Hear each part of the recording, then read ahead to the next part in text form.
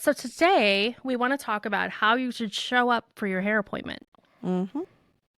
And let's first of all talk about photos because I can't tell you how many people have come in and shown me photographs of a wig. Demetra? Yes. I would say about 90% of the time it's a wig. Yeah.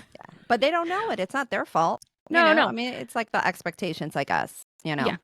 And I think it's important to have several pictures because, of different types of haircuts. What am I trying to say?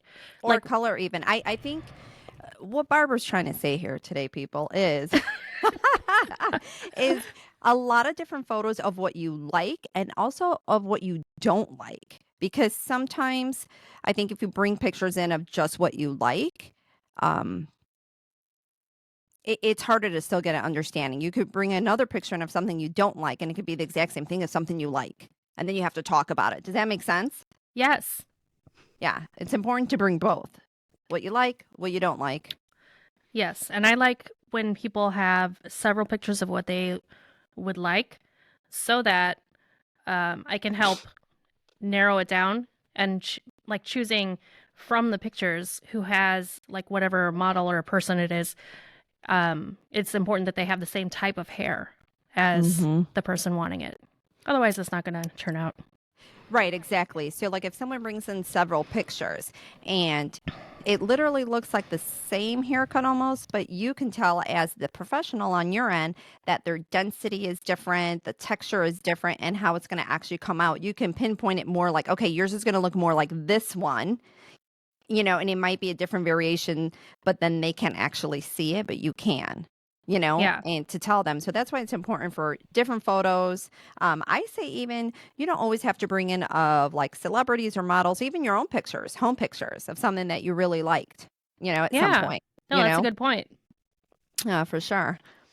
And when it comes to hair color, it's important to I get this question all the time about should I come with my hair dirty? And the answer is Mhm. not simple because it depends what color you're having done. If you're having your hair highlighted or a process that puts your hair in foils, it doesn't matter at all if it's dirty or clean. And if you are getting an all over color where you're having hair color painted on your scalp, then it is helpful to have it not squeaky clean. And that is for the comfort of your scalp, not for the hair color. Right. So would you say that that's more like, is that someone who's going to get like a on scalp kind of like a bleach service or even for a single process? Even single process. If you're covering gray, Mm-hmm. it'll be the color can irritate your skin, or a lot of people can get itchy. Mm-hmm. And the same people will not have any reaction to it at all if they have like a little bit of natural oil happening. Yeah. So like a day old hair is fine. Yeah, it's like a buffer. Yeah. Yeah. See, that's not bad. And if you have a cover up, like a powder or a spray that's covering up your gray temporarily until you get your hair colored, it is really good to wash it out. I used to always say, oh, it's no big deal, like the color's going to go right through it. But some of these products really, really build up on your hair and get kind of a waxy consistency. And, just to save your time and all that, I would definitely just wash it out. Yeah, I agree. I've noticed it will still take, but sometimes you can notice it'll be a little iridescent in that spot where it's more heavily added, whether it be a color or a powder, Yeah, or it So can look like hollow. yeah, like it's almost Yeah. not depositing 100%. It takes, but I highly recommend it as well, just wash it out or, at least just that area. Let's say you don't want to wash your whole head when you're coming in and you just do like a little spot. Wash this little area before you come in then, if your hair is pretty clean for the most part, you know? Yeah, yeah. Also, Yeah, a if little. your hair is like really, really dirty, that's not helpful. Right. And when I say that, I mean like a week plus Yeah. without washing. And then and why is that not helpful? Besides the odor and stank. I'm just saying. Because the shit stank. And also, Let's be real, ladies. Okay. we're being real. Mm-hmm. Also, because a lot of us schedule our appointments, pretty specifically, and we don't have time to wash your hair before we start. And, just like any hair product in your hair, um, it can deflect the color a bit if you have Well, like way too also, much oil happening. right. And also, like, you don't want to wash it right before the service, too, because it's like then you have to dry the hair to apply the color because you can't really necessarily apply color to wet hair, can you? When you're doing a single It depends on process or the color brand. Some of them you oh, can, okay. Hmm. but Okay. yeah. I did not know that. Okay. See? Even I'm learning Um, something today. and also, I would say, and you can correct me, Demetra, Mm-hmm. but for hair color, I think that it is helpful if you're getting highlights or it's your first time seeing me. I really like it when people come in with their hair styled how they normally wear it so that I know where I want to put the highlights. Mm-hmm. Yeah, if you wear a specific part, this is also with hair cutting as well. You know, a lot of clients say, "Oh, just cut my hair in the middle." But they never wear their hair there in the middle. They always wear a side part. And then when you go to style it to the side, they have so much more layering on one side than the other. And they're like, "Well, why does it seem so uneven?" And I try to explain to them, "Well, because once you flip that hair over, it's the illusion, right? But if you're someone who actually wears your hair to the side all the time, I personally like to cut it on the side, just like you for highlighting. You know, if they have a specific part, you kind of want to, what do they call that? When you guys do the coloring, like right in, what is this? Like the money pieces, right? Oh You could yeah, do like a money piece here or in a side part, kind of have a money piece or whatever the terminology is, right? When you do it on a specific part that you wear all the time, it just accentuates it and looks a lot better, you know? So I think it's very important. I do tell my clients, have also a lot of clients that love middle parts and then they flip it back and forth. And then it doesn't really matter to do it. You always want it to be even when it's in the middle. But side parts always end up looking off no matter what, right? So if you're going to be doing middle and side parts, you always get a cut in the middle. Always. But if you have a distinctive part, you always cut it on the distinctive part because it'll always look just a lot better. Yeah. agreed. Mm-hmm. You heard it here first, people. Yep. We're telling you the juice. The tea and the juice is what they call it, right? The new words, tea. Yes, yes. Or is that just on like gossip and dating and I think tea? I think it's gossip. Mm. Oh, okay. Well, we don't do that over here, right? I mean, Never. no, of course not. Also, one other thing to think about is the bottom line of this whole episode is trust your hairstylist because you're paying them for their expertise. And I want to talk about how people sometimes want bangs and they have curly hair, but they Mm-hmm. want straight bangs. And they get the bangs and then they don't want to blow out the bangs. Are you following me on this one? Yeah. So they want bangs. They want to wear them curly or they don't want to wear them curly. They don't want to wear them curly. Right. But they have curly hair, but they're only blowing out the bangs. So they want straight Yes. bangs and curly hair. Yeah. You know, that's definitely a look. I know a few people that have done it and it works for them actually. It actually yeah. does work. You know, it's not that it doesn't work. Mm.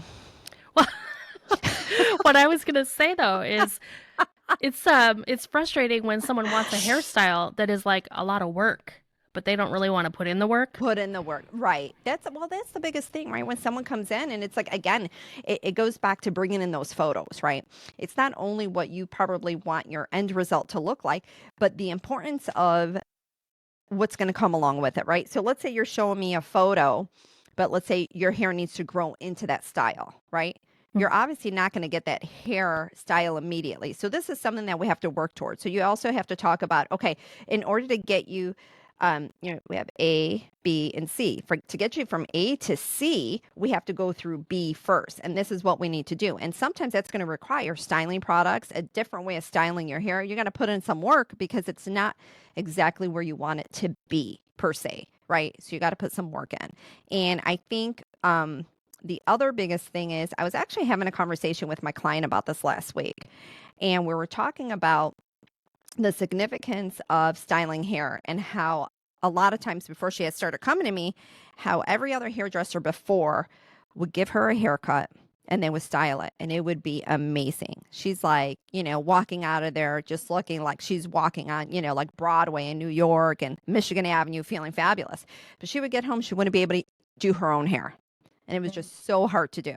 And I explained to her, hey, that's great and dandy if they want to make it look fabulous. But what I found over the years of doing hair is trying to figure out, it's kind of a formula per se, right? You have to look at the amount of hair someone has, their density, their texture, their everything with it, and then say, how do I create this look, but where my client is actually going to style it? Because let's say she lets it air dry and only has 5 minutes to use the dryer, right? And this look that she's looking for requires a full 25-minute blowout, right? With her hair type, because she wants that bob with the French bangs. And that requires a look. You can't kind of let it air dry if you have curly hair and you're just working a little bit in the front, you know?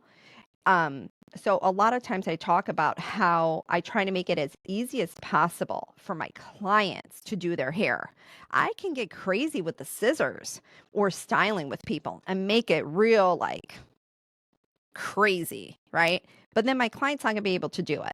So I try to take what they're looking for and make it work with their hair type, their hair texture, and what they're going to do with it at home, whether it be with their styling products and just the time that they have. And I think a lot of stylists don't think of that. They're like, okay, this person wants, this just example, I'm saying the French bob, because that could take a lot of work to do. And there's an easy way of also doing that where your client can style it themselves. That's all I'm saying. And I think it would be nice if people would take that into consideration when, other professionals, and if they don't know, maybe now they know, like, hey, you don't have to work so hard at giving that haircut. Maybe Yeah. less is more because you need to give it to where the client's going to be able to do it themselves, or else they're going to leave and be unhappy, even if it's a great haircut. Because some people come in and they're like, oh, this is the worst haircut ever. And I'm like, this is the best haircut I've ever seen. Whoever you went to, this is so precise. This is so perfect. But the client still can't style it, right? And it could be perfect. It's just it needed a little tweaking or maybe some weight removal so it can dry faster and make it easier for the client. So that's why it's another thing that's really important to stick with who you're going with, because they know your hair, they see colics, they see your hair thinning over time. Yeah. It's helpful. And I'm sure like with color, when clients start getting more gray in certain areas, even if they want to keep that exact same color, you have to like restructure and reformulate their color to make it still look the same, even if now they're having, 20% more gray just in the front, but it was the same in the back, or else it's not going to look the same. And they, I think sometimes they don't understand, what's involved with it. So that's why me and Barbara are here to tell you guys, there's a lot more than just slopping on that color and, giving you that great haircut. We're really, there's a method behind the madness here, there really is. Yes. Well, Yeah. and sometimes people want to know like exactly what their formula is for color or this or that. And it really, really varies because as you just said, you can do the same color but formulate it several different ways given how the hair is when you're starting out. And for example, if somebody has like all winter long gets highlights and has them toned a certain way, in the summertime when they're in sun and they come in, they get their highlights done, they want it to look exactly the same, it's going to be a different process on their ends to have and it a look different the same. formula. Not only process, but also a different formula to create that same color. And it's the same thing with hair. A lot of my clients also ask me the same thing with, should I be switching shampoo and conditioner? And I say, well, what is it that you're looking for? Smoothness, body. That's usually my first question. And then they'll say, I don't know, because I just hear it's good to switch it. I said, I like to switch shampoo and conditioner based on the environment. So here in Chicago, we have 4 seasons. I like to use something different in the winter opposed to something in the summer.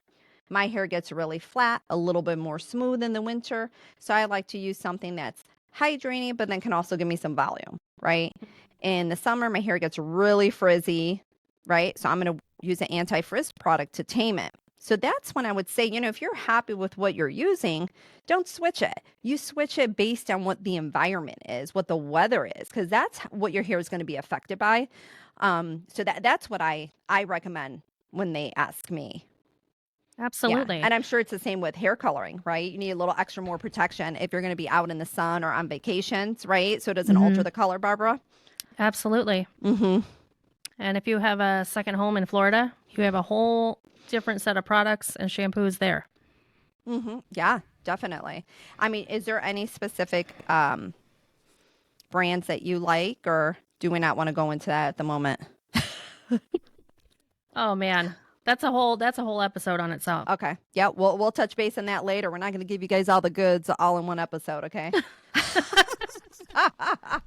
Let us Don't give. let's do a little more research on this bad boy. Okay. So thanks so much for joining us today, and make sure you show up for your next hair appointment politely. Hey, and on time. That's always good, right? Ooh, Yeah, got to be on time. yes. Makes everyone happy. So, yes, Barbara's right.